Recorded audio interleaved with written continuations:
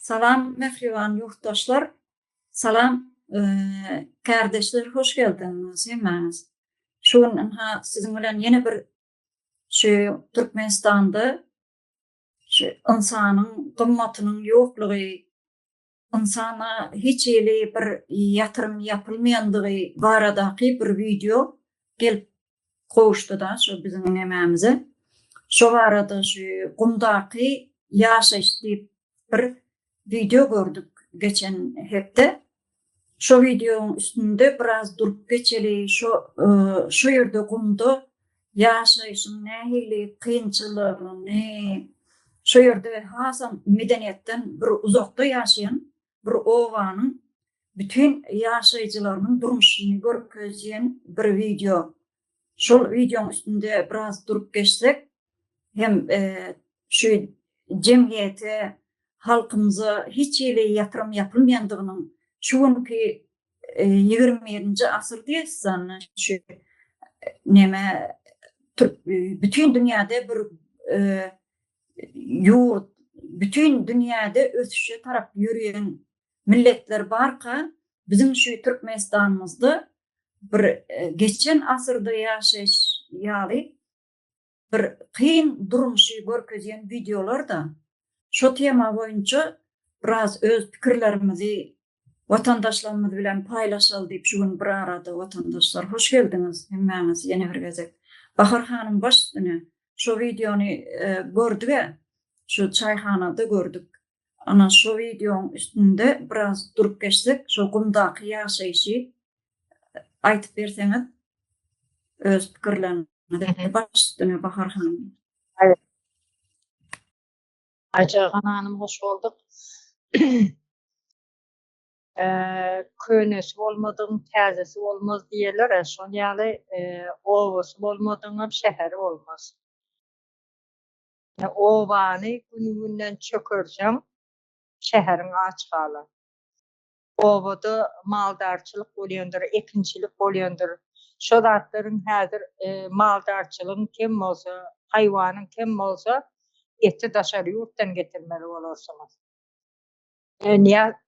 Niyaz'ın vaktinden başlandı şu zatlar çökürtmene. Niyaz'ın vaktinde kovdu diyorlar da. Niyaz halkın yükünü boynuna saradı. Giden yerine çelli gitti. Uzattı da yükünü. Triyege oturttu, gerayına oturttu halkı. Umdakiler triyege etti, ses çıkarmadı. Qarası oku yok, doktor yok, doktorhana yok. Hiç ile sağlık ya da medeniyet hiç kaytından hiç zat yok. Halkım näme oku yok olsa adam bilgiyem yok. İnternet yok. Sen bir öğrenecek zatın yok, görecek zatın yok. Şu yaşayış oğumu kadip adamlar dine özünün çörek tapacağını düşündüler. Her kimen triyege oturdular.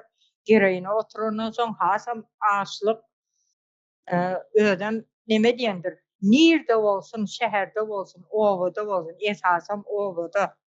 Ayalın ağrım ayalın üstüne düşendir. Zenanın üstüne düşendir.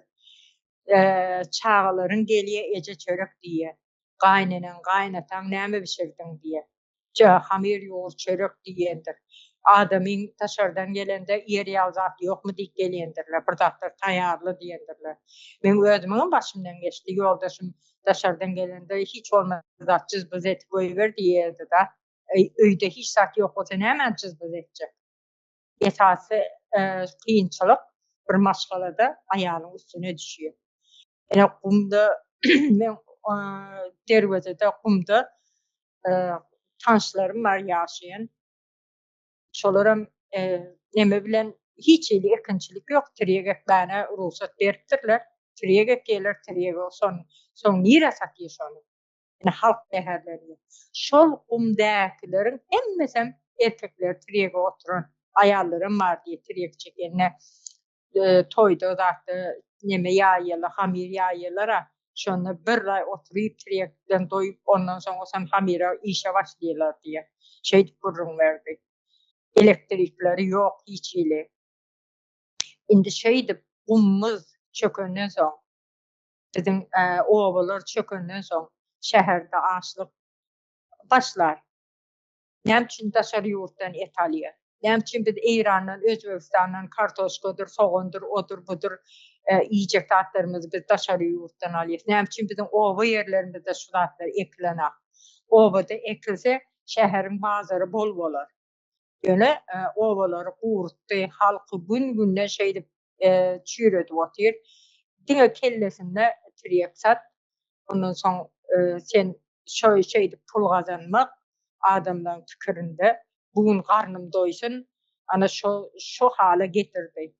Näme diýip piçak sünkümize dayandy da sünkden hem geçip şu niýas wagtyna piçak sünkümize dayandy.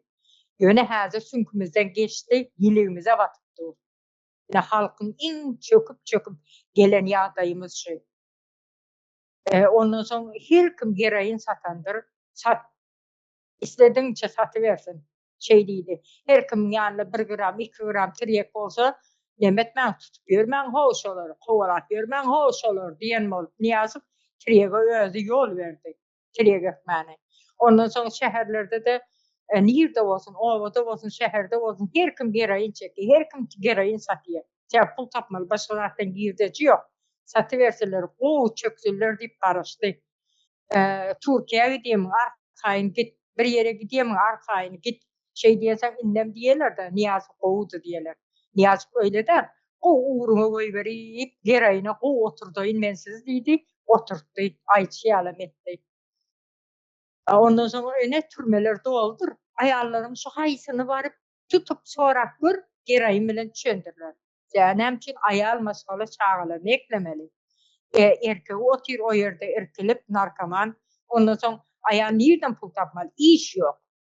Häkimlige könürgünçiň häkimligine gitsem Kerpiçtagda diýesem. Kerpiçtagda da gitdiler, men adam ýetip izne goýberdi ýa, iş alman. Kerpiçtagda hem iş tapylana. Biz bu ýagdaýa geldik. Täze Türkmenistan gurjak diýip näme üçin aýdyp otyrs?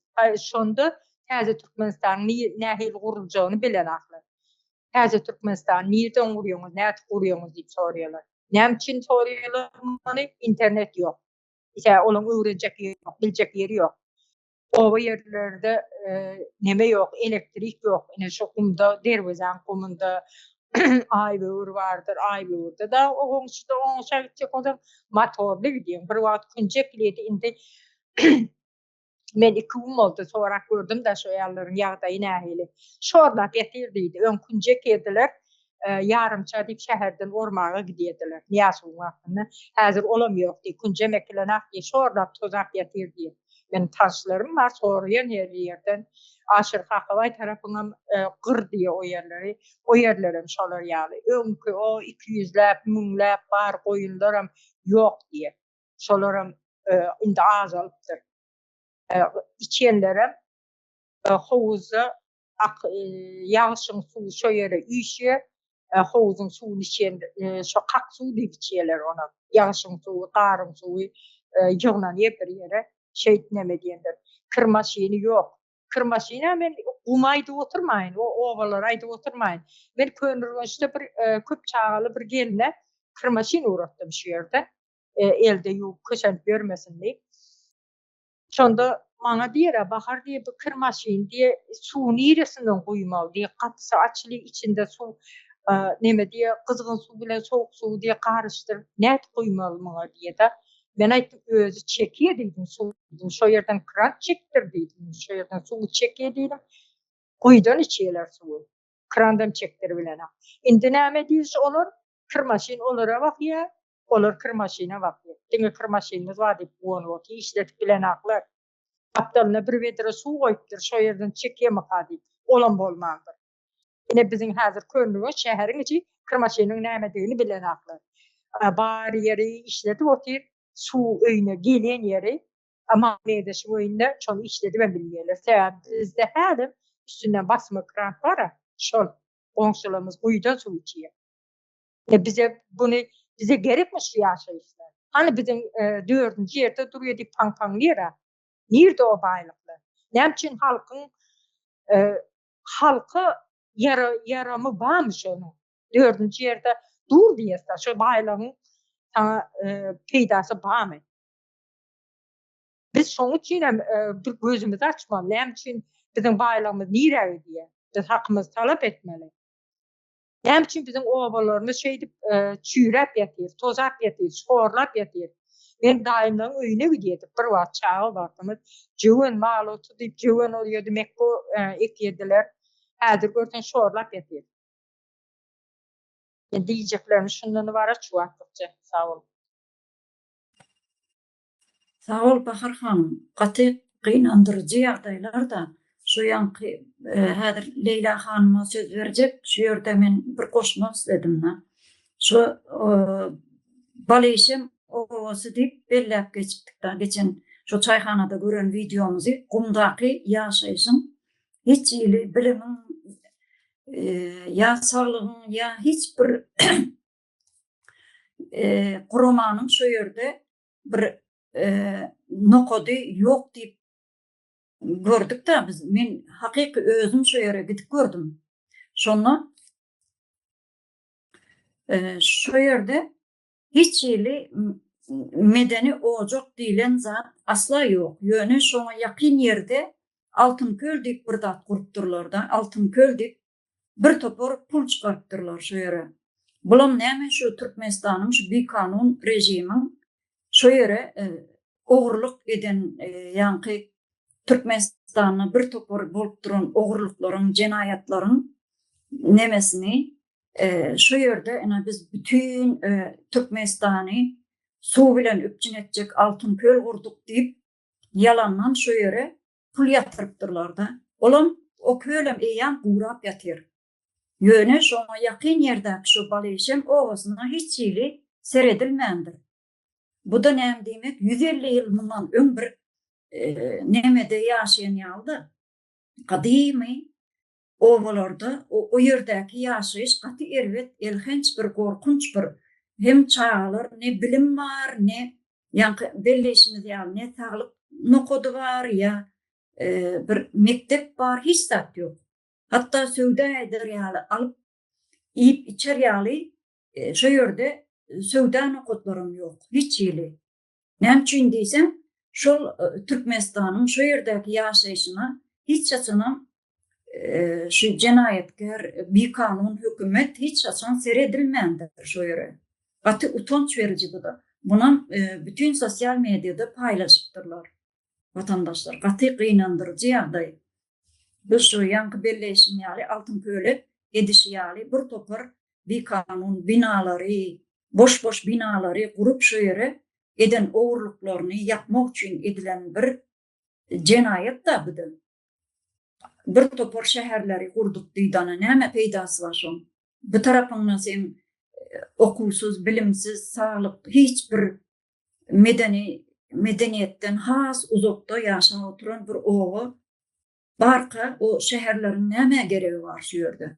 Gaty utanç beriji, gynandyrjy ýagdaý o ýerde ýaşaýyş hiç ýyly ýok. Absolutno ýok. Vatandaşlar, şu ýerde Leyla hanım elini galdyrdy ýalňyşmasam, başdyny Leyla hanım.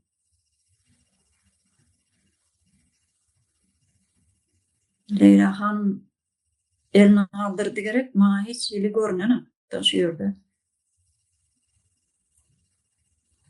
O elini galdyrdy. Ýöne mikrofonu açylmady o. Biraz Melike Moğolimam el galdyrypdy ýalňyşmasam. Bağışlan. Men geplep Buyur. Buyurun. Leyla hanım başdyny.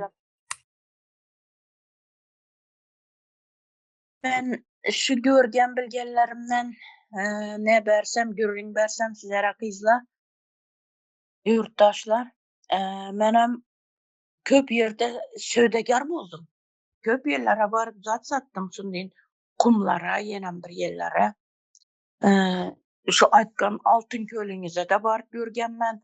Ay orada o Näsren wagzalyna ýakyn emas neleri. O törene ötseňiz opşym nämes, o beçarala diňe ýaňy ýüň egirip, ýüň nätip, koýlany kyrkyp, ýüňlerini alyp, anşyndan unumyny dokup, keçe basyp, şunu bilen gün göredi ekenler. Her yerini gün görüşünü men ne ettim. Bir de hemmeçki ya ayal kızlara ağır geledi eken. En ağır nesi ayal kızla. Yine ben Sazekine bargan vaxtımda Sazekinde 5-6 ayal kızla bolup yağı keçe basa dekerler. Burada da müsibet yok. Aytkanınız dinem. Yağın din ne işletediler adını o? Dibijok. Dibijok işletip aşın nettir bu tara dekerler. Osunam na yapmakdan bu ayal kızlar için ağır geledi. Yenadan kir yumakları, her kası 5-6'dan balgaları ba, en azından 3'sü ba. Yağı yerde de, tazakinde. Olsun, şulanı kirleri, geçte kir yumaka oturadı ayal kızlar. Divizyok işletip. Divizyok işletse suam istediler. Bundan sonra yağı gündüz işleyecek bolsalar dışarıda ocak yakadılar. Ullu kazanda su koyup verip şundattırıp ne etediler, iş etedilerken ayal kızlar. Bu hastalığı var mı? Nesi var mı? Hiç onday zatla yok. Ona yardım yok. Doğacak ayal kızlar var mı? Yardım gelmedi öyle. Skori yok. Anu pelenke sapanı çakır ona. Pelenkesini gelini doğuyatır. Yugurip barıp pelenke sapanı çakıradılar eken. Şillettirip tövbe ettim. Bu ayal kızladım. Ağır yağdaydı da. Günü kıyındım kıyın. Dese yemek yapmalı şunça çakağa. Abette. Azanda yemek ne yok. Çay bilen nan yek getediler kurgana. Şekerli çay bolsa boldu. Başka hissat yok dasturxanında. Kaynanımla kaynanmanla. Olsun kabirleri süt netedi, sığırları ba. Kabirlerde kuru koy bakadı. Bir-birsini anşınlattırıp süt berişip, yenadan yün alışıp berişip, keçe basışıp, keçenem kaynatıp aladılar eken ulu kazanda. Ne için bunu kaynatıp alasılar dese yani dağıt gitmeslik için emiş o. Şimdi yaman kıyın ayal kızlarını yağdayı. Her yere bardım ben gördüm. Dervazaga bargan yerimde. Dervazada da şundayçı cayları yağındı kara üy ya bulmasam dün no çü dimile. Şimdi bir zattan salıp koydular da çü. Olsun üstüne bir bez bilen bastıradılar dağın orak koyadılar. Ne için bunu diyet koyupsuzlar? Ahır bir 2-3 kat çay salvasanızlar bu men birden desem aytadı. Yok gelip yıkıp gitediler dedi. Ne için zat satasla şurada dep dedi. O ya Bahar Hanım'ın aytganın deyin, yankın deyin kök nar deymi, osunam yankın deyin, tırgek deyin, şundi zatlarını satadı ekenler arasamlıkında koy soyup şurada Kurda kam satadılar, kabirleri yağını soğumsa yap satadılar, tandır et koydular. Tez yıkıp gitedilerken gelip. Yine yok bu gitediler orada yaşayış, darvazanı görün indi bu. Yaşayış yok bu gitedi, yine bir karasan yine peyda boladı bula. Yine tandır kuradılar, yine şundattırıp devam etediler şey işini. Soğumsa yapıp, osunam doğrama, anşını işlene edip. Şundi işle bilen şuğurlana dekelle. Osunam ben ana ay börüge bardım, dökesene bardım. Hörde o pişim yaşayış degenden bizen eğer hayat emes da o. Bu hayat emes ayal kızlarımıza. Üstülerini kiri bu yağı kiri yumak için soğan gerekliydi. Birinci uçurtta suda soğun. Özlerini kirleri, bu çakaları kirli bolup yürüşleri. Ne mektep ba bir de, ne bir bilim aladı on ne ba. Upşum, şu yaşayışıdım ağır yağdayda da yani aytganımdyn banisa, sanisa yok. Bu dökesen degen yere adımını atıp baradığın yer emas. Maç şekilde baradılar eken, maç şekilde geledi ekenler. Şundatırıp bazara gelip gitedi ekenler. Nege? Oktyabrskini bazarına. Oktyabrskide günde bazar bulup durmaydı. Her ya ikinci gün boladı, ya ikinci gün, beşinci gün boladı. Aha şimdi güne bağlanı. Olsun. Ördedem ya kir kemeri çağaları, batıp yürüyüşü, yaman kıyın yağdayda. Kan şula indi, nere barıp jalp etip biledi. Bu yaşayış bunday mekanda düşünediler. Bizlere işte ver ya bulmasa çağlarımızı oku, ya bulmasa bir de doktor gelsin bize nenemize. Doğacaklar ba, hastalar ba dep aytıp bilmeydiler. Hiç kime.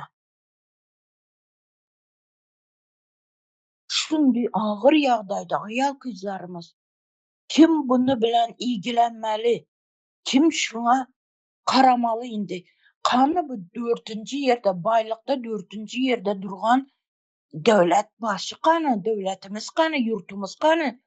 Bu gazlanı pulların yere gidip yatıptı.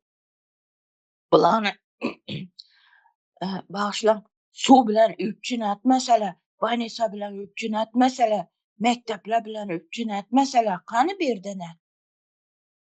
Devletimiz der demiş.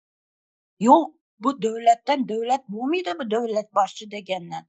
Bu tuhumu tercih bilen birge yok etmelimiz. Ne için dese ayal kızlarımız azatlığa çıkmak için, erkinliğe çıkmak için, yaxşı yaşamak için. Hem bala baskı bulup oturttular.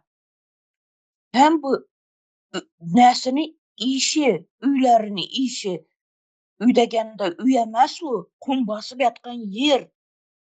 Bir yatıp durup gideveredilerken de yağı yerde. İşinlettirip gün geçiremiz bize dediler. Ne haladinik bu bir yerde, tok yok yerde haladinik bola mı, kirmaşin bola mı? Kirlerinem 10 günden biri yuvamıla, 5 günden biri yuvamıla. Pazar bulmasa örde, produkta bulmasa bir pazar geledi on yerine sakır pazar apparin desen. Ana Halmurat Saparaga bilen Abdurrahman Bek çıkış etkenlerinde ayttılar 1717 ne ba dedi. Şimdi obay ba dedi. Mına karamla şurada 1717 obada nice ayal kızlarımız ba bizani şimdi küseni bürgen. Azar görü bürgen. O çağaları yeniden şundayın. Erkekle yağın izata oturgan. Ya Bahar Hanım'ın aytganınday tirgek mi, köknar mı? Ayal kızlarımız katты kıyın yağdayda. Şulara bir yardım etiş gerek. Özlerinden boynunu çözmalı. Tüyege yem gerek bolsa boynunu çözat dediler ku. Bula örgenmeli indi. Artık gözden açsınlar. Bize yurtumuz ahır bay devletimiz. Bay devlet bizeniki. Gazlarımız ba bizeni satılıp durgan neftlerimiz ba. Bir timpilsiz Putin'e gidip oturttular. Şunu talep edip almalı bula. Eğer de bir yere bir talep etmeke geldiğin yağdayda da ula ya arzını aytmaka gelseler hem nice güllep yatmalı bir yerde. Arzını aytmak için. Ya mektep açıp ver demek için ya bir skori koy belirlere demek için de yaman katlı yağ, kıyın yağdayda şular. Şulara bir yardım etiş gerek. Özlerinden talep etmeli, talep etmekini örgenmeli. Nişetseden inişi kıyınçılıktan çıkmakını yolunu tapmalı şular. Bizlerem yardım esemiz. Yardım eteniz şulara. Eğer ne etse yorumla da yazsınlar. Qaysı yurtda oturupdylar, qaysı kumda oturupdylar. No iş bilen şugurlanadylar, şulany ýazsalar düm bolmaganda. Indi örde telefonam ýok, ahir telefonam çekmidi. Bulara nişet bize düşündirmelimiz. Nişet düşündirmelimiz. Şunu ýolany bizerem tapmalymyz. Bolady, sag bolun, hazır soňrak ýene söz alaman. Sag bolun. Sağ ol Leyla hanım. Atqynaşlýagdy. Bahar hanım baş üstüne.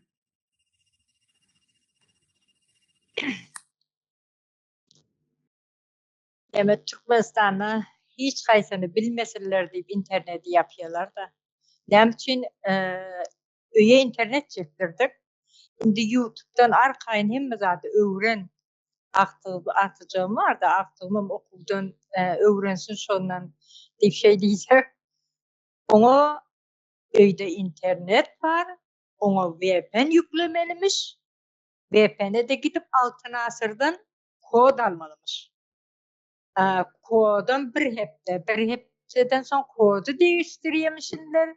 Yine de tezeden kod almalı. Bu neyme ya? O hayısı nemede yaşıyoruz. Neçinci asırda yaşapıyoruz. Biz var ya 1800. yıllarda son yaşapıyoruz. Biz hazır 20. asıra gelemiz. Ya yine Türkiye'de işlepiyoruz da YouTube'u yükle isten zaten görsünler. İngilizce de öğrenip oluyor şuna. Yaş olsan da işinden ara kaymadan öğrenip oluyor. Ya Türkmenistan'a ne için hem azak problem alır. Ervet saat olsa YouTube'da var. TikTok'ta bahasına edip dururlar. Men 1000 manatlık, 500 manatlık deyip bunun nerçil ön kıyılar bahasına ediyordu. Ne için ya ervet tarafı işlep bilirler de o tarafı işlep bilen aklar. Şular var ya bizim Türkmenistan'ın dışarı çıkıp duran bizim Türkmenistan'ın baylığının dışarı gidip duranı. Rusya'nın son yalak bizi var ya yudu oturanı bilmesin deyip internet yapıyorlar. Ya VPN yüklemeli, önüne internet çektir, son VPN yüklet, onu kodal. Yine koynağını yama bas, yaman üstünden yama bas diye de. Sonra diyor, koynağını yırtık içinden içerim görünmez diye. Şu fikirde edi otuyor, halkı ezdikçe ezi otuyor. Bizim öyle eğer taze Türkmenistan şu yere dikildiyse, halk hakkını talep etse, bizim öz yerimizden çıkan baylığımız özümüze, hazinamıza girse, bu cihetin bol olacak. Bu cihetten halk aylık alacak, iş yerin köpelecek. Fabrikaların olacak öz zaten. O dışarı nemeden Özbekistan'dan, İran'dan keşif soğanını alacak dersin. Ovalarda ekilse şu da sen bazarın bayı oluyor. Nemede dervazede yolun kırasına zat kuruyondurlar. Onun yiyecek zatları. Şoları yani Leyla Hanım doğru ayıp geçti. Şonu yıktırıyor. Nekan o yere hakimliğe pul vermeli. Şu yerden şonu kurmak için hakimliğe pul vermeli. Yine daha soğuzdan gelip şu yerde restoran açıyorlar. Ullakan edip kerpiçten münemeden salıptırlar. Oğum işledi otuyorlar içini olur. Hakimlik onun için bol pul alıyor. Hem de her ayda özünün hakkını alıp otuyor. Parasını alıp otuyor. Şunun için onlar arkayı işletiliyor. Yine şu yerdeki kumdaki adamlar şu yerden bir kulbecik salıyor. Gülümü göreyim deyip yine bugün salıyor. Bir hepte daha işletmeni iyiyem. On kazanan pulunu elinden alıp otuyor. Şunun için az veriyor mu? Yok olmuyor bunun diye. Yıktırıyor. Yani şu yerde triyagam çekmeni ruhsa diyorlar. Gizli kamyonlar zaten geçendir. Hani şöyle triyagam çekiyor şu yerde. Triyagam satıyorlar şu yerden alıyorlar, satıyorlar, alışverişleri var. Ondan sonra şu ovanın halkı çağları kesellerse göknarın suyunu içiriyorlar. Ben o yerdeki karındaşlarımken öyle göç paraları var. Onlar ne diye nahil birinin çağası olupdur. Oğlan indi ulaqanca küçük adına emedekliye de üye getirdi. Yakın kellesini görmem ara birinci göremadım tiskindim. Kellesi ulaqan, göresi küçük. Rahim deydim, rahit deydim, şonyal kesel deydi. Osan onu da 7 yaşına çeli triye giydirmeldiktir. Şu gelinin sunkasında triye geziyor. çağasını içeriye doktor onu ruhsat beripdir. Şo ova baran doktordan soratmayı bilmeyen arası doktor deydi özü ruhsat berdi deydi. 7 yaşınca içir olsan 7 yaşından son kesersin diye aytdı diye. Bıçağın kirek bilen ulotsan kiçikliginde o sünküne enamına kanına sinki diye ondan sonra ne tayarcık narkoman. Şonu yalagadım. Şoň üçin şun halk ejene kalmasın. Hiç zaten bilmesin diye YouTube'lara girip, internete girip bilenlerdi. Bulan ullakan interneti imodu. WhatsApp'ım yok şolarda. Ullakan demesi interneti imo. Olama düzülü işlerine. VPN yükle, ondan sonra kodal. Näme bu bunlar näyle derece getirdi. Hem de bizim ağzımızın açıklığından oluştulardı. Bizim ovamızda ekin ektirmeyenligem şosaya halka ağaç saklamalı da bir okurana hali görköz yöne berme. O ağacığından sonra bir okurana hali öňüne koy, o bal oluyor gözüne. Ağacığını yiyecek. Ana şu jagar kazana puluna kal olsun, tiriyek ekiler, arkayn eki otyur tiriyegi. Näme üçin o kadagandan, näme üçin başga miweleri ekbilmeýärler, produkta ýejek işlerini näme üçin ekmeýärler? Şehre nereden gelmeli? Dağıtlar. Şoň üçin Türkmenistan täze Türkmenistan kurulmaly. Hem de düýüp teýkary bilen üýtgemeli, o zatlary bilmeseler diýip öňüni kesip otýar. Özü Russiýanyň gulagary. Gurban bolayım özü Russiýanyň guly. Şoň üçin şu gazyň, nebitin baýlygy hiç ýere gitme daşary ýurda Moskwa, Russiýa gidiýänni bilmeseler diýip halky maarlaşdyryp otýar. Bizim diňe gazy, nebitin puluna ihtiýaçymyz ýok. Bizim güneşimizden baýlyk. Emme zatymyzdan yerimizden altyn öndürip bolýar. Näme isteseň ýeri diýeni halkyň elini sowatdylar. Üstüne baskı edip buğday ekýärler, üstüne buğday ormaly wagtyna polisiýa durýar gapdalyna, onu kombaýnle orduryp atdy. Sen izinden maşakmı şodagyň çöpläp almaly. Men garyndaşlarym o ýerlerde ýaşaýarlar, şolar şeýdip maşak diýme, näme şoda çöpledip şu buğdaýym diýip şeýdip aýda öýe gelip gurrun berýärler, zehirlenýärler. Biz öz yerimizde de yerin bolsa sen yerin däl, onu hökümetiň yeri. Öz yerin däl de neçe ýerden bilmeli. Sen ekýän, sen gelip ýerinden alyp gidýär. Diňe paxta ekmeli, paxta planında olmasaňam sen elinden alamaly. O sen o gurasyndaky ot göweri, şonu ormana, näme malyny, haýwanyň örklep şu ýerden bakmagy da sen nämen galmýar. Otun almýar da şoň üçin hem halk gyrlyp ýetir. Paxta yerimizi elinden almak diýip paxta ekip gyrlyp ýetir. Bunun nämen aşağından gelýär bu zatlar? Näme sebäpden halky şeýdip çökerýär? Ana şu zatlary bilmegimiz gerek. Halk şunu bilmegi gerek. Biz näme üçin sen şu bir 10 hektar ýeriň bolsa, şorlap ýetir da şo ýer.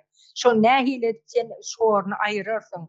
Şoňa nämeler ekersiň sen? Paxta däl, başga zatlar ekersiň. Pomidor ek, näme eksen ek, ýöne gowy zatlar ekersiň peýda zat. Ýöne şu zatlara akyl ýetmesin diýip çökerdi bolýar. Mekteplerde de bilim ýokdur, şoň üçin halky çağalary ýöne bardym geldim edýändir. Bilimden hem çökerdi bolýar. Bir döwlet ýykjak bolsaň, bilimi bilimi ýok etýär. Bilimi ýok et, mollany köpet. Molla da çankıldap çyňsap çykýandyr. Ene hemme zata sabr edin, şükür edin. Sabr et, namaz okusaň öz-özünden boly diýendir. Namaz okuýa ejim ülençe okudy namazy. Dädemem soňra namaz okusaň bir zat gowul ýemişin diýip olam okudy namazy. Ýöne şo köniçi çaýda ýaşadylar. Şo ýyrtyk ýorgan bilen ömrüne geçip ölüp gitdiler. Namaz eline bir zat getip bermeýär, öz hakyň özüň talap edip. Meniň ýerimden, ýurdumdan, ýerimden çykýan zat näme üçin daşary ýurda gitmeli?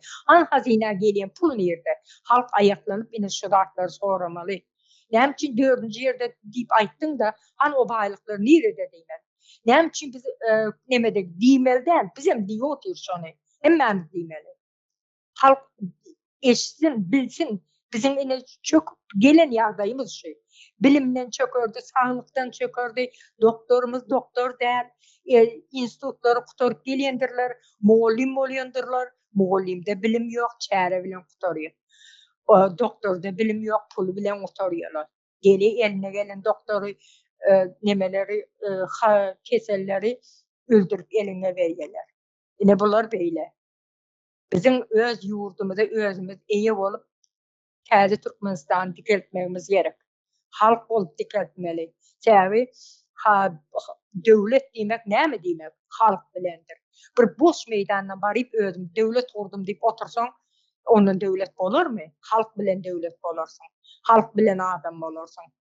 Hemme zadyň şu an Türkmenistanda näme anandyrdylar? Kanun diýsen, Berdimuhamedowler.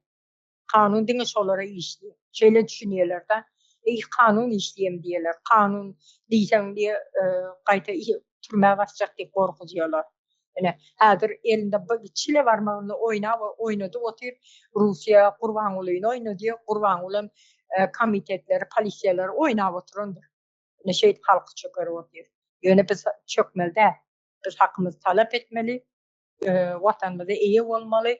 Toprağımıza iyi olmalı. Her kimin özünün yeri suw bolmaly. Türkmenistana wagtym mene bilmirdim şu zatları. Şeýle ýaşamaly mykady. Gel Türkiýe, ana her kimin özünün yeri var. 50 hektarlap yerleri var. İçinde at bilen gidiyorlar aňasyna. Göz yeter ýagda. Hem de zat miýweli agaç diýen isler zatlary var. İçinde göwgöri otyr. Näme bizim Türkmenistana bolup bilen akşylatlar. Näme bizim ayağıydır, hem için daşar devlete çıkıyor. Yine bir ağzım, aydı otunundur, ağzını suğulaktır. Ayağıydır, daşar yurda çıkıp, eğre var ya, onların tohumunu bilen çağı doğuyor, yine bir zat deyip. Şuda nem için biz daşar yurda çıkmaya, nem için mecbur olduk. Yine bu Türkmenistan'da oğurluk olandan son bolup otuyoruz. Başımızdaki çürük, beynisiz olandan son bolup otuyoruz. Bizi kemden bu öňden 1900-nji ýyllardan bäri bar Russiýa basyp aldy, şondan bäri gelýär bu zatlar.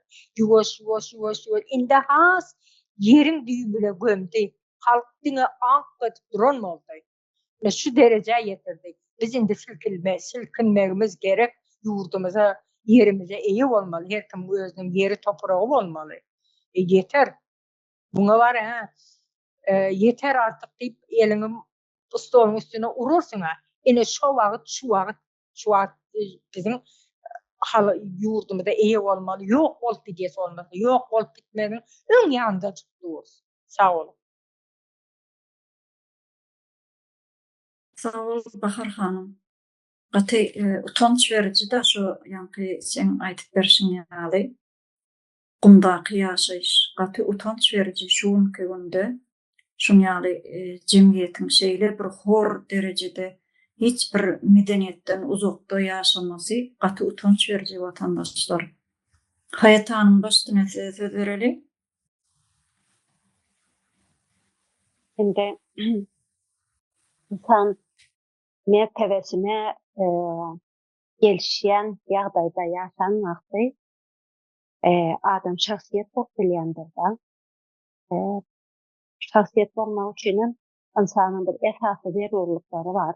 Bularny üçin etmelidir. Ene şoluk nemeniň Maslow'un piramidasy diýip bir piramida bardyr. Şonuň iň ýokosunda meselem mertebe bardyr. İnsanyň özüne ýetip biläjek derejesi, mertebesi, onury, tam bir şahsiýet bolmasy bardyr da şonuň iň sürbetesinde ve şonuň iň aşagynda fundamentinde insanyň bazawy, esasy, fundamental zerurlyklary bardyr. Bulara näme üstünden geçýär? İnsanyň başda garnynyň doýmasy, arasda suwunyň bolmasy, elementarny gigiyenasyny bir saglap biljek derejede şertleriniň bolmasy, ondan soň bir ýaşarýan o adamyň öýüniň bolmasy, bol öýünün we saglygynyň howpsuzlygyny saglamasy. Bu zatlar bolan wagtda bir adam ösüp bilýändir, progres görkezip bilýändir, göredip bilýändir we hem özüni hem ýaşaýan ýurduny töweregini üstüp bilýändir. Ýöne Yani bizim kardeşlerimizin aytşýany bizim owalarymyzyň ve näçe bir hepden bäri şunuň gurulmak kelýär. Bizim owalaryň gaty gözeýin ýagdaýy hiç bir şekilde hiç bir şertlerin ýoklugyny görýär we Türkmenistan bir agrar döwletdir we 2000'e ýakyn owa bardyr Türkmenistanda. Ve bu ovalarda hiçbir şekilde şertler dörebilen däldir. Ne su vardır, ne kanalizasiya vardır, ne sağlık ocakları vardır, ne mektepler, beýleki biblioteka, medeniyet öýleri o aralarda aýdymam oturjakken. En bazı ve zerurlukları bile yok da, bu da en hasken bizim zenallarımıza zenallarımızın üstünden urulýar da gaty agrym zenallarymyza düşýär. Sebäbi bir zenan Türkmeniň bir zenany hojalygyň %80-90 götürüm işini zenanyň gerdeninde bolansak bu gaty erweden zenanyň gerdellerine düşýär. Meselem zenan bir zenany bir gigiýenasy en azından gigiýenasyny goramak üçin bir su gerekdir, ýuwunmasy gerekdir. Bu göwreli bolup bilýändir, reproduktiv bir görewi bardyr bir zenanyň çağa dogmalydyr. Çağa dogandan soň bu özüne garamasy, çağasyna garamasy, demek owalarda kanalizasiýaň ýoklugy, tualetleriň başarda bolmasy, hasta kışda bizim zenallarymyzyň köpüsiniň ginekologik keselleriň çoğalmasyna ýol açýandyr. Arasy suwuň ýoklugy, içme suwuň ýoklugy, böwreklere zelal berjek derejede bir kesellere öňüni açýandyr. Bir neme var da, insanyň mertebesi sosial psihologiýada şöyle bir kavram var da, adam özünü bir ýuwunup, özüni arastalap bilmese, bir bul neme bilen bagly. İnsan özüni bir ahlak mertebe bilen gönülden bagly diýär-de. İnsan özüni bir hili kirli we ikinji sort adam hata edip başlaýar. Ve bu günlük git kuyudan su getirip taşı, ondan soň çağan oluyor, onun eşikleri, arlıkları, onu elde yuwmaly. Kanalizasiya olman soň kir maşynam ýok elbetde. Onu elde yuwmaly, ol daşarda ocakda nahar bişirmek, içme suwuň ýoklugy, bu gaty adamyň edrek derejede surnukdurýar adamy. Bunu diýen adam diňe şol bazı bir şol nemelerini yerine yetirjek bolup surnukya ve bu dowamly gelişen wagtda adam en erwet ýere gelýär da, adamyny kabullanýar da, bu normallaşdyrýarmyny eýýän we neme diýär, kabul etýär, çaresizlik bir sindromu gelişýär adamda, bolmasy üçin ýanapdyr diýär. Şöyledir diýär, beýan bir normal bir rutina girýär we adamlar şeýtdirip ýaşamada dowam edýär we bu nesilden nesile geçýär. Nesilden nesile çağalary, bu garyplygy, bu çaresizligi, bu nemeligi, ol özüni bir pes ikinji sort adam hasap etme nemeleri, duygulary nesilden nesile geçip durýar da, ony soň berde ösüş mümkin däl da. Mümkin däl sebäbi doğrudan doğru mertebesi yer astyna alınýan bir şu bazawy insanyň bir zerurluklarynyň üstünden adamy döwýärler da, döwülýär adam. Olar bolmasa. Ve şöyle bir zat, owa diýär, owa näçin önemli? Owa hani hasap eden oklarda ay bir owadyr diýär. Özüm gaty şäher bilen owaň arasynda gaty neme bardyr? Kontrast vardır. Şehirdeki adamlar, ovadaki adamlar kendi hasar etkiyen değildir. Neme vardır? Kirli, kapisa, korsi, halhoz, deyip atlandırıyandırlar nemedeki ovalarda yaşayan adamları. Neme geliyor da aklıma Kerim Orhan Nefes'in bir koşkusu vardır. Yazması ağır düşen neme koşkuyunda bir koşkusu var. Şöyle bir iki setirini okatım geliyor da. Eneke ta paytakta gezmeye gelen vakti gelini deydi. Yok etsene bu porsoy Karabak'tı. Oğlu deydi. Yakımsız iyisin varla canece. Bu eyyamda arasında olmalı mihmanece diye.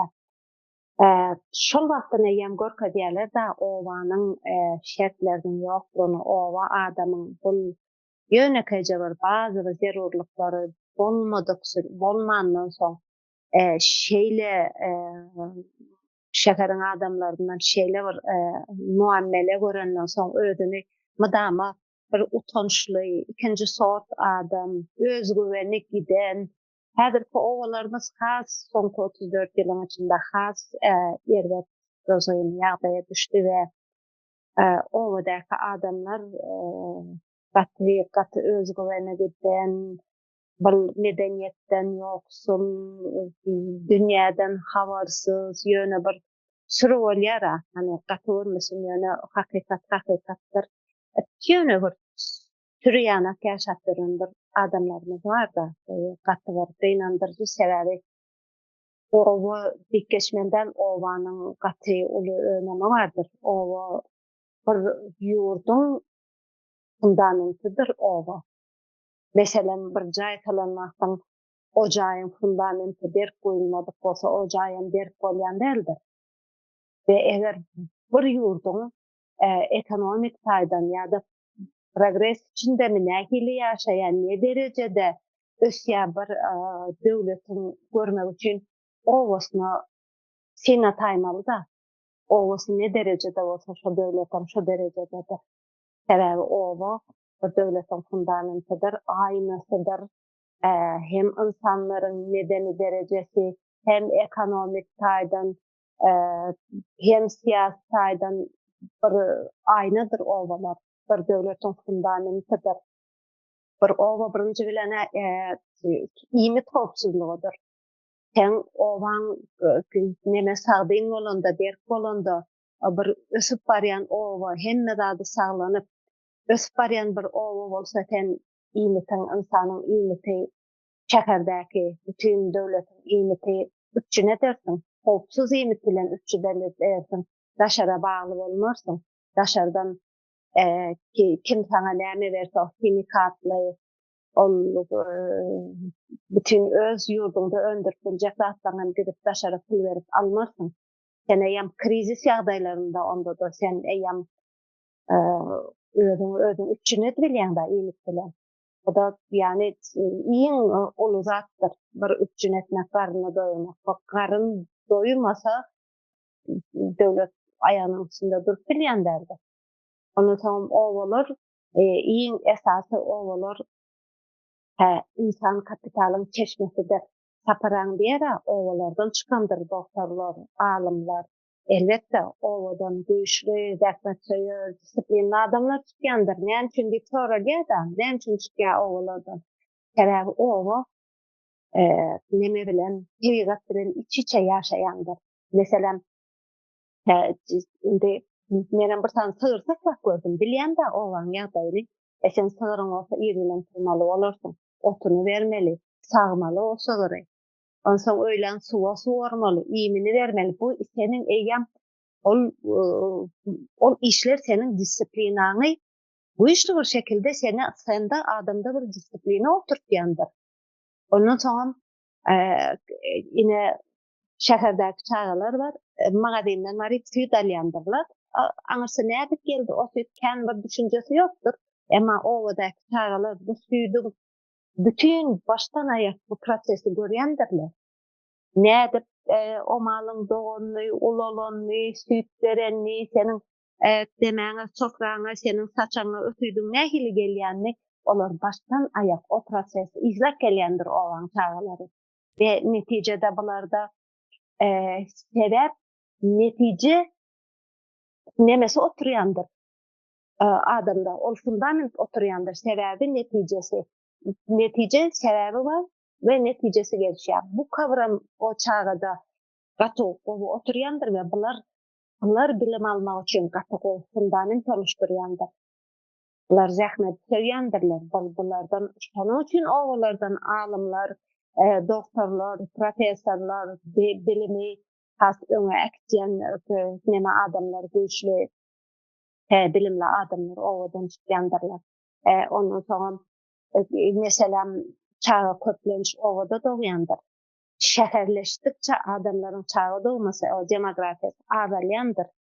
Şonuň üçin owalar hem reproduktif bir nämänem saglaýandyr döwletiň. Ol insan kapitalynyň çeşmesini hem professional taýdan hem bir insan hukumunde hem kapital hukumunde owalarmyny saglaýandyr. Ondan soň biziň ine bir türkmeniň nemesi bardyr. Şäkerler tis ütleýändir we şäkerler daha nähil diýilýär, kosmopolitan neme bir meňzeş bolýandyr şäkerler hem tis ütleýändir. Ýöne owa biziň türkmeniň bir milli häsiýeti bardyr.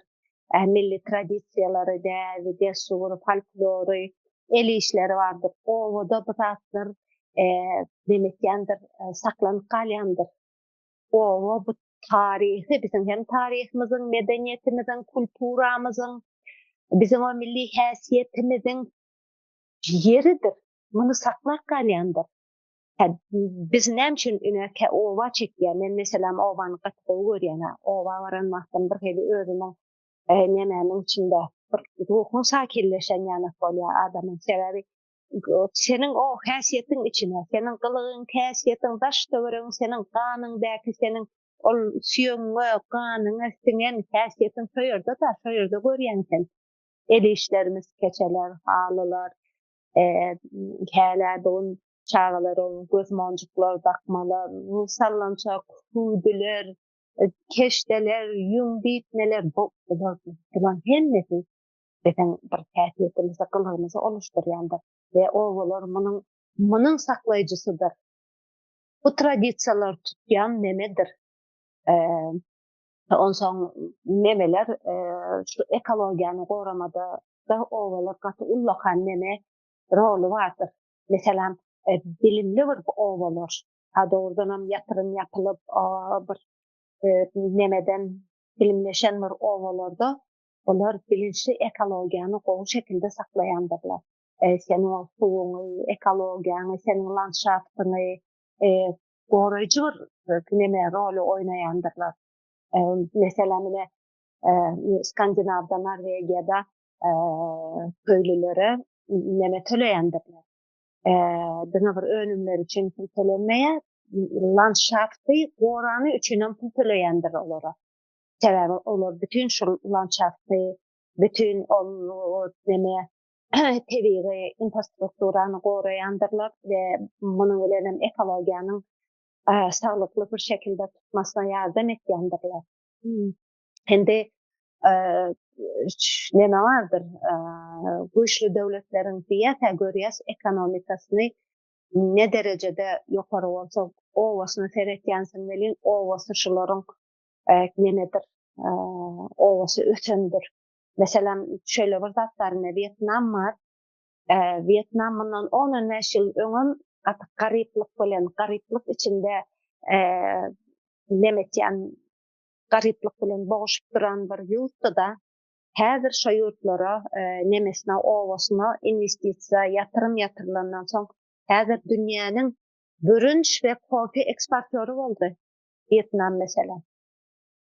Ine Italiýa bardyr. Italiýa ine özüniň İtalya değişti bir milli kulturasyny bozmadan özünün zatlaryna ne derecede eksportiýe edýändir. Hani İtalyan nemeleri, çakırları vardır, vinolary, İtalyanyň peynirleri vardır, İtalyanyň zeytin ýağlary vardır. Bulary bir ailelere değişti fermer nemeleri vardır, fermalary vardır. Bular şo ýerden öz tradisiýony, özüniň milletine has bolan bir ürünleri çykarýandyr. Neme vardır? Ine Atatürk'ün bir sözü vardır. Neme diýe adam? Köylü diye milletin bir efendisi diye. Haçanda köylü senin ovalyň bir milletin efendisi bolan wagty senin ýurdun gülleýändir. Ve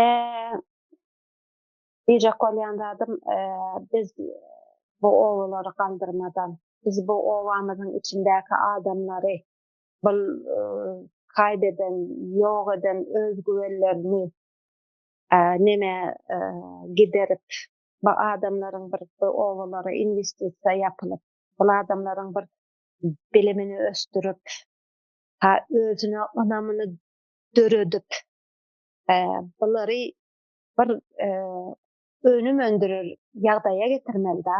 Bular bir önüm öndüren bir organy, bir döwletiň bir önüm öndüren bir owa önüm öndürýändir. O gaty önemli zatdyr we bu adamlaryň özgüwenini, bu professionalizmini gaýtaryp izine bermeli ki bu gaýtaltandan o önümini öndürmeli diretmek üçin. Haçanda owaň senin direlip başlandy, haçanda senin owaň güllap başlandy, seni ondan soň ýurdun senin güllap başlaýandyr. Sag olun. Sağ ol Hayat Hanım, gaty dogry bellep geçdin. Şu ýerde ýene bir kardeşimiz el galdyrdy. Melike Moğolymyň kaya Ayşegül hanymyň, Bahar hanım size görünýärmi?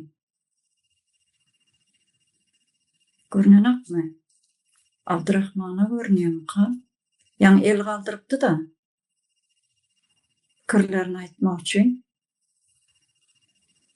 Yok, melikim olim yok gelmedi. Bir barda ýöne ady görünen akşam. Demedir o işte olansan zamanı yok. Bolýa watandaşlar şu ýerde Hayat Hanım gaty dogry zat bellep geçdi da şu ýanky owalar bir ýurdun düýbi diýip gaty dogry bellep geçdi. Şu owa bolmasa şu ýurtda ýam şu ýok diýmekde ähli zat owadan alyp gaýdy. Bir ýurdun göz başyny şol owadan özüni alyp gaýdy da. Şu owalar ösmedik bolsa, ondan şu ýurdun ösmedi diýip aýtyp boljak da.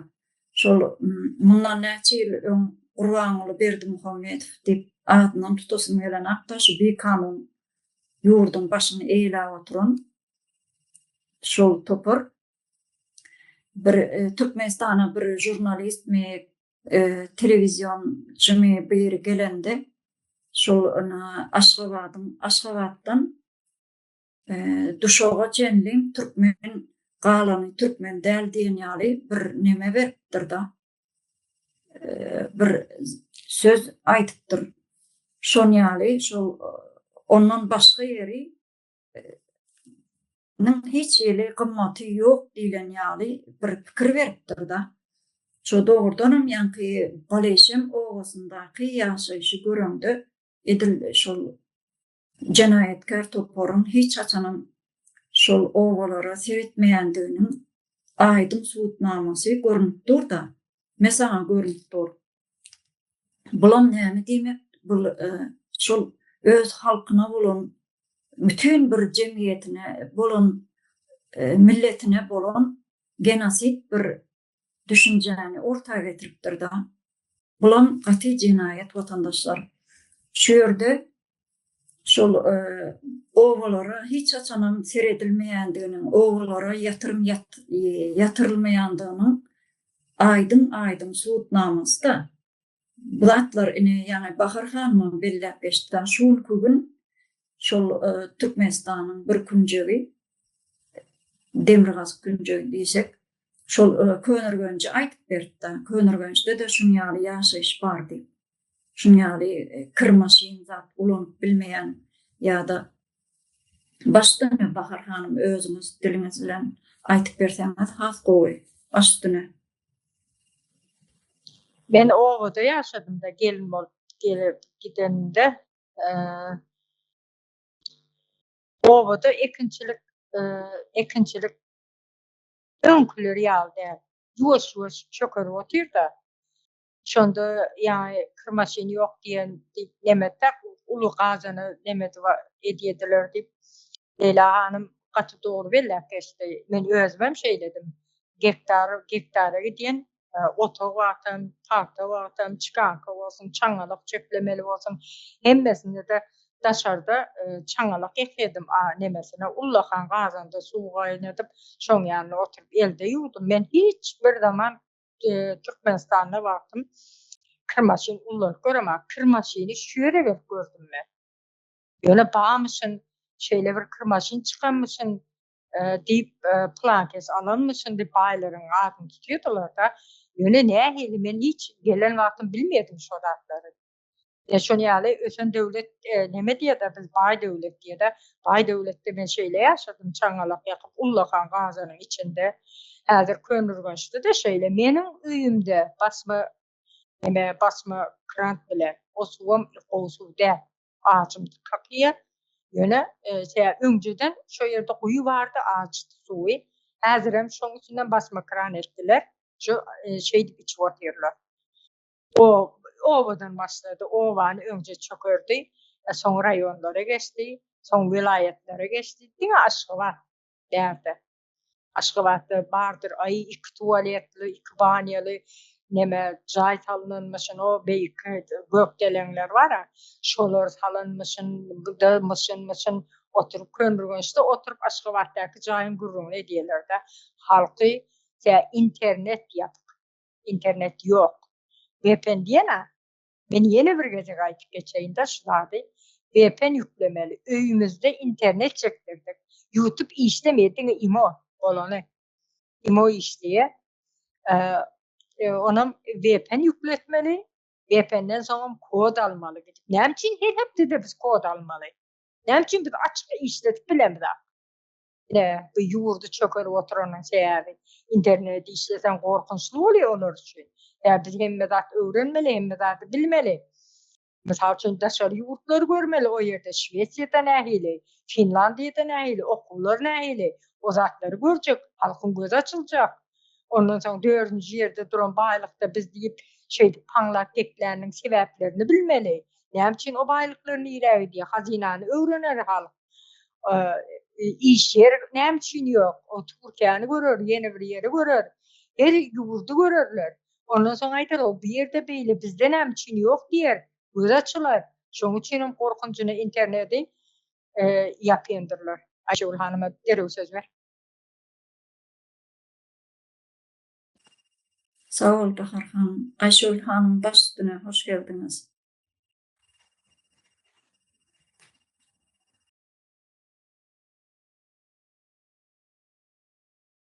Ýa-da ýyldaşlar owalar barada pikirim aýtsam bir ýurdu owasy gözeňine getirmek mümkin däl-de. O ýurdy aýakda tutýan owalar makadyýan. Sebäbi owalarda öňär gögönümler, buğday ýetişdirmeli, paxta ýetişdirmeli, hemme işaňlar zähmetkeş halk owada ýaşaýar. Ýöne näçindir owalara hiç ýylyn veren oklar, okum owalara hiç emin görmezden gelýärler. Ne tok bardyr, ne gaz bardyr, internetiňe gurrunam ýok. Ondan zähmetkeş daýhan paxtany ýetişdirende dem aprelden başlap dekabra çelli meýdanda emetekläp onuň otagy ýekelläbi, ýagmasy durşuna guzap öýde arkaýyn oturmak, dynç almak ýok, çagalara seredip bilen ok, işiňe ýetişen ok. Şoň agyr günleri geçirip ýetişdiren paxtaňam näçindir kilesi 1 manatdan. O kilesi dollara durýan paxtany 1 manatdan alýarlar. Şeýdip Türkmenistan ýurdumyzda daýhana zähmetine hiç ýolun bermeýärler. Adabyna teretilmeýär ýa-da owalara täze awtobuslar sagat ýöreden oklara awtobus gelse dem paýtagtdan gelen, vilayetden gelen ulan köne düşen, bozulan awtobuslary ýiberýärler. Ondan soň gelip owada olaram işlemeýär. Şoň ýaly şoňa seyredilmeýär halkyň ýagdaýyna. Bu zatlary görmeden gelmelde halkymyza hakyny talap etmäni öwrenmeli. Yani täze Türkmenistany gurmaly halkymyz bolup. Bu ýagdaýymyz nirä boljak. Indi halkyň etinden geçip soňkuny etdi. Näme diýsem aýdar azatken ýöne.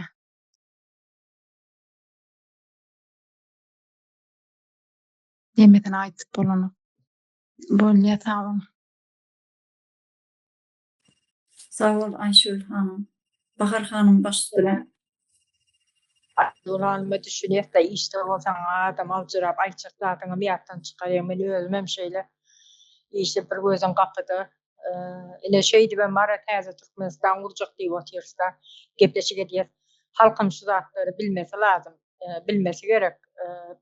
Biraz öňe hereket etmeli. Bir gözüme gepleşik edip bir gözüme gapydy. Bir bahana tapmasyn diýip Aýşegül hanymyz o ýagdaýyna gowy düşünýärmi? Men ejem dädem dagam çopammy. Orjanki oturduk diýdi da orjanki niresi bilmeýär onu men 4 ýaşymda dağı bardym. Şu näme Könürgenje göçüp gelende. Şo wagtynda çopon bolup işden wagtynda da gelip sen men ýok, sen çoponsyň, o goýun näme? Şo ýerde goýunyň kellesini kesip näme diýip göwresiniň etini alyp gidýän ekenler-de. Şo wagtlardan başlap soýulyp ýör. Näme? Şo wagtlardan bäri näme diýip otyrda adalatsyzlyk. Biriniň goýunyny sen alyp gidip näme bilmersiň, sen başlyksyň, ýene bir zatsyň, kim bolanda näme? Şo wagtlardan bar halky taýlamak. Biz şu nähilem bolmasyn bu ýurdumyzy gazanmaly, bu gidiş-gidişden soňumuz ýok bizim beýle boljak bolsa, ýok bolup gideriz. Şoň üçin hem ýurdumyzy gazanmaly, watandaşlarymyz bu zatlary düşünmeli. Häzir mesela Türkmenistanda garyp halk dinläp bilmez bu zatlary. Ýöne sygyrlar bar, komitet diýerler-de meheme, polis, şularyň soňy ýok. Sen häzir işläp ýörsiň, bak gazananja puluny häzirden jahil şolar. Halky taýlap şuňky ýejek pulny gazanýarlar-da. Ýöne çağalarynyň soňuny oýlanaklar. Sen çağalaryň soňu näme boljak? Mallaşyp barýar. Könürgenjiň ýollaryny dagy bir göze raýon diýersiň şonu. Daha şu uzam ondan gowy däl ýöne Könürgen çağda asfalt ýok. Bir asfalt çekeler, bir köçe şoňa bütün begeni oturýarlar. Şonu ýa jahillaşdyryldy. Şu komitetlerim çağalarynyň soňuny oýlajak bolsa, täze Türkmenistan üçin elini daşyň aşagyna goýmaly. Halk talap etmeli hakyny. Öňünçe komitetlerden başlamaly. Elini daşyň aşagyna goýmaly. Ýoksa biziň soňumuz ýok. Talana geldik ýa. Biz talana. Russiýa Türkmenistan alanynyň mer talap otýar bizi. Soýuz döwrüne de talanyp geldik. 91-nji ýylda da ine garaşsyzlyk diýdi, ýalandan halkyň gözüne çöp atdy, göz boýadylar. Ondan soň biz değişe zat görümde, onkudan beter bolduk gaýta. Yitip barýar. Türkmen diýen zat hiç galjak däldi soň. Watanymyz boljak däl, bizim kartadan silinjak. Şoň üçin hökmen täze Türkmenistany dikeltmeli. Halkymyz hem gözüni açdy, ene dinleýänler, sygyrlar dinleýär. Bugün tapaýyn, bugün iýen, bokum ýaglaýyn diýip ýörerler bardyr. Ana şolar düşünmedi. Çağalarynyň soňuny oýlasalar. Sağ olun. Sağ olun Bahar hanım. Gaty dogry kardeşler belläp geçdiňizine. Şu owalary östürmelde ilk bilen bir ýurdu östürjek bolsam ilk bilen owalardan başlamaly. Sebäbi owalar şol ýurdun aýnasy bolup hyzmat edýär. Ýani enek Hayat hanymyň, Aýşegül hanymyň beýle kardeşlerim belläp geçýärli. Şo ýurdun bir aýnasy hökmünde owalar. Emma şunkugün şu baleşim owasynyň gözgüýüni ýagdaýyny medeniýetden has bir uzakda bir geçen asyrdaky ýaşaýyşdan has beter ýaşaýyşda. Sebäbi şu ýurtda, şu ýerde Şu gumawasynda hiç ýyly bilimin ýoklugy, saglygyň ýoklugyny geçen gepleşiklerde de bellep geçdi kardeşler. Şoň üçin biz bu jenayetkär rejimden hasap sormaly güni gelip ýetdi watandaşlar. Sebäbi arkada şeherdeydi, Balkan vilayatynyň Agazada da bir topar binalary gurup şol eden ogurlyklaryny nemetmek üçin, aklamak üçin eden oýunlar da bular. Bir toparana olimpiada diýdi, boş Aşgabat, Akşeher diýdi. Olardan ýanky näme peýda bar owalara, owalaryň ýaşaýyşyna. Bu eýýan yüze çıkıp başlady. Sosial mediýa çykansaň bütün dünýä görüp otyr onu watandaşlar. Şuň kögünene gepleşigimizde başga pikirlerini goşjak ýok bolsa jemläliňmi watandaşlar? Soňuna da geldik inni. Ýene de dowam eder siziň bilen bu gepleşikleri. Watandaşlar, şu gatyk ýynandyrjy ýagdaýlar, owa ýagdaýlary, göz gyny ýagdaýlarda ýöne bu jenayetkär rejim ýykylmalydyr. Bir gün hökman ýykylmaly. Bulam indi gelip ýetdi watandaşlar. Şoň üçin her bir watandaşyň öz hakyny, hukugyny bilmegi gaty zerurdur. Watandaşlar. Kardeşler, şuňky gepleşigimizde gelip beren gurrunlaryňyz üçin, öz pikirlerinizi paýlaşanyňyz üçin köp sag bolun. Geljekki gepleşiklerimizde görüşençä siziň Sağ olun. Ayjyhan hanymyň interneti gitdi galiba. Hoş sağ olun.